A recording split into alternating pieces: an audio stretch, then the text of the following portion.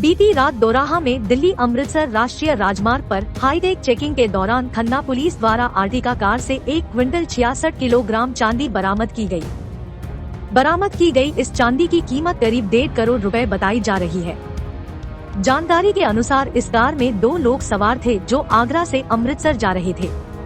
इस बारे में जानकारी देते हुए डीएसपी पायल हरसिमरत सिंह ने बताया कि खन्ना पुलिस द्वारा दोराहा में दिल्ली लुधियाना हाईवे पर हाईटेक नाके के दौरान दिल्ली की ओर आ रही यूपी नंबर की एक आर्टिका कार की डिक्की से 166 किलो 650 ग्राम चांदी के जेवरात बरामद किए गए। जब चालकों से इन गहनों के बिल के बारे में पूछा गया तो उनके पास से किसी प्रकार का कोई बिल बरामद नहीं हुआ। पूछताछ में पता चला कि वे लोग ये चांदी के गहने आगरा से लेकर आए थे और अमृतसर देने जा रहे थे। बिल नहीं होने पर तुरंत आयकर विभाग को बुलाया गया और आगे की कार्रवाई शुरू कर दी गई।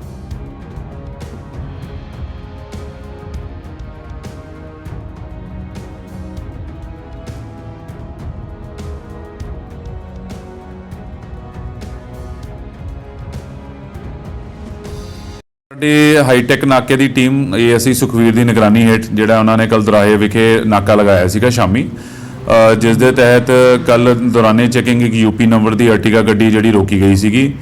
ड्यूरिंग चैकिंग जिहड़ी है गड्डी का जिहड़ा पिछली डिग्गी वाला एरिया सीगा उहदे एक सैपरेट थल्ले जिथे स्टपनी हुंदी एक स्पैशल कंपार्टमेंट बनया होया सीगा, जिहदी थोरो चैकिंग करन दे उपरंत उहनूं जद चैक किया गया तो उहदे विचों 166 किलो 650 ग्राम जिहड़ी है चांदी की ज्वैलरी बरामद हुई।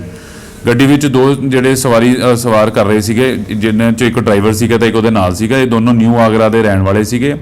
जब ਇਹਨਾਂ ਤੋਂ ਚਾਂਦੀ ਦੇ ਰਿਗਾਰਡਿੰਗ ज्वैलरी ਦੇ ਰਿਗਾਰਡਿੰਗ ਕੋਈ ਡਾਕੂਮੈਂਟੇਸ਼ਨ ਜਾਂ ਕੋਈ ਮਾਲਕੀ ਜਾਂ ਕੋਈ ਬਿੱਲ ਵਗੈਰਾ ਮੰਗੇ ਗਏ ਤਾਂ ਉਹ ਕੋਈ ਵੀ ਜਿਹੜਾ ਹੈਗਾ ਡਾਕੂਮੈਂਟ ਪੇਸ਼ ਨਹੀਂ ਕਰ ਸਕੇ, ਜਿਸ ਤੋਂ ਜੋ ਉਪਰੰਤ ਜਿਹੜਾ ਉਹਨਾਂ ਕੋਲ ਥਾਣਾ ਦੁਰਾਹਾ ਵਿਖੇ ਲਿਆਇਆ ਗਿਆ ਤੇ ਜਿਹੜੀ ਇਨਕਮ ਟੈਕਸ ਲੁਧਿਆਣੇ ਦੀ ਟੀਮ ਹੈ ਜਿਨ੍ਹਾਂ ਨੂੰ ਬੁਲਾਇਆ ਗਿਆ ਤੇ ਜਿਨ੍ਹਾਂ ਨੇ ਅੱਗੇ ਜਿਹੜੀ ਹੈਗੀ ਇਨਵੈਸਟੀਗੇਸ਼ਨ ਕਰਨੀ ਸ਼ੁਰੂ ਕਰ ਦਿੱਤੀ ਗਈ ਹੈ। ਕਿਉਂਕਿ ਜੋ ਉਹਨਾਂ ਨਾਲ ਗੱਲ ਹੋਈ ਹੈ ਜੀ, ਕਿਉਂਕਿ ਉਹਨਾਂ ਦੇ ਦੱਸਣ ਮੁਤਾਬਿਕ ਉਹ ਆਗਰੇ ਤੋਂ ਲੈ ਕੇ ਆਏ ਸੀਗੇ ਤੇ ਉਹਨੇ ਦੱਸਣ ਉਹਦੇ ਬ੍ਰਦਰ ਨੇ ਉਹਨੂੰ ਇਹ ज्वैलरी ਦਿੱਤੀ ਸੀ ਵੀ ਕਿ ਅੰਮ੍ਰਿਤਸਰ ਇੱਕ ਕਿਸੇ ਬੰਦੇ ਨੂੰ ਦੇ ਕੇ ਆਣੀ ਆ।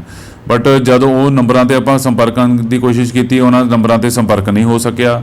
ਨਾ ਇਹਨਾਂ ਕੋਲ ਮੋਬਾਈਲ 'ਚ ਨਾ ਇਹਨਾਂ ਕੋਲ ਫਿਜ਼ੀਕਲ ਤੌਰ ਤੇ ਕੋਈ ਵੀ ਬਿੱਲ ਕੋਈ ਰਸੀਦ ਜਾਂ ਕੋਈ ਵੀ ਡਾਕੂਮੈਂਟ ਜਿਹੜਾ ਈਵਨ ਇਹਨਾਂ ਦਾ ਬਿਜ਼ਨਸ ਦਾ ਕੋਈ GST ਨੰਬਰ ਜਾਂ ਕੋਈ ਉਹ ਨਹੀਂ ਸੀਗਾ, ਜਿਸ ਤੇ ਸਾਨੂੰ ਸ਼ੱਕ ਹੋਇਆ ਤੇ ਜਿਸ ਤੇ ਫਿਰ ਆਪਾਂ ਇਨਕਮ ਟੈਕਸ ਡਿਪਾਰਟਮੈਂਟ ਨੂੰ ਮੌਕੇ ਤੇ ਬੁਲਾਇਆ ਤੇ ਉਹਨਾਂ ਨੇ ਅੱਗੇ ਜਿਹੜੀ ਜਾਂਚ ਸ਼ੁਰੂ ਕਰ ਦਿੱਤੀ। ਕਰੀਬ ਜਿਹੜੀ ਮੌਜੂਦਾ ਆਪਣੀ ਮਾਰਕੀਟ ਪ੍ਰਾਈਸ ਦੇਖੀ ਜਾਵੇ ਤਾਂ ਇਹ ਕਰੀਬ 1.25 ਕਰੋੜ ਦੇ ਅਰਾਊਂਡ ਇਹਦੀ ਜਿਹੜੀ ਚਾਂਦੀ ਦੀ ਵੈਲਿਊ ਹੈਗੀ।